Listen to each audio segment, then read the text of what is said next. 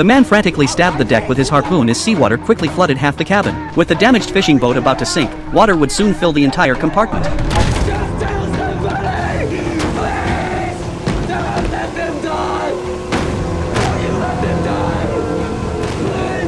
Please! Nick could only stretch his neck toward the last remaining corner to breathe. If this continued, he would drown trapped inside the boat. Taking a deep breath, Nick swam toward the gearshift. He desperately yanked at it until he managed to wrench it free. He then used it to strike the glass repeatedly. Fortunately, after several attempts, he successfully removed the glass, opened the cabin door, and escaped. Yet finding rescue in the vast ocean would be no easy task. Luckily, the sinking occurred not too far from the harbor. Several hours later, a passing cruise ship spotted Nick and rescued him. Having narrowly escaped death, Nick reported the incident to the police, but the sheriff claimed there wasn't enough evidence to open a case. Feeling desperate, Nick gathered information from various sources and eventually located the fisherman's hideout. He broke down the door, frightening the woman inside, who quickly retreated to the bedroom. Nick only wanted to know where the man was, but the woman refused to betray her husband. Just as Nick was about to leave, the fisherman who had tried to kill him walked in. Nick demanded to know his wife and child's whereabouts, but the fisherman wouldn't tell him. A fight broke out, and Nick pinned him down. Seeing this, the woman grabbed a spear gun and ordered Nick to release her husband. Nick reluctantly stood up, but at that moment, the fisherman's daughter emerged. Nick grabbed the child and threatened the fisherman, demanding information about his family's location.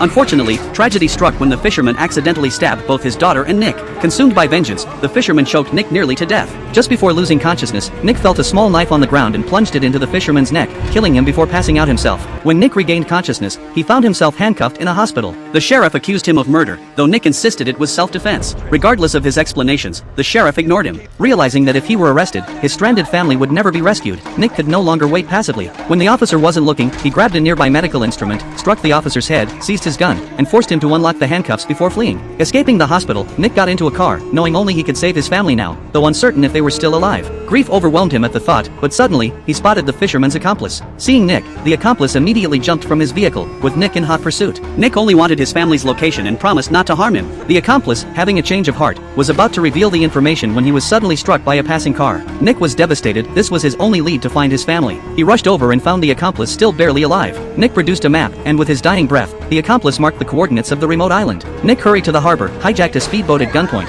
entered the coordinates into the navigation system, and sped toward the island. Soon he reached the destination, but the empty beach showed no signs of life. He called out his family's names and fortunately discovered footprints in the sand. Following the trail, he found his wife and son under a palm tree. He quickly gave water to his wife and performed CPR on his son. By divine grace, he managed to pull his son back from the brink of death. A rescue helicopter soon arrived, and the family of 3 was finally saved.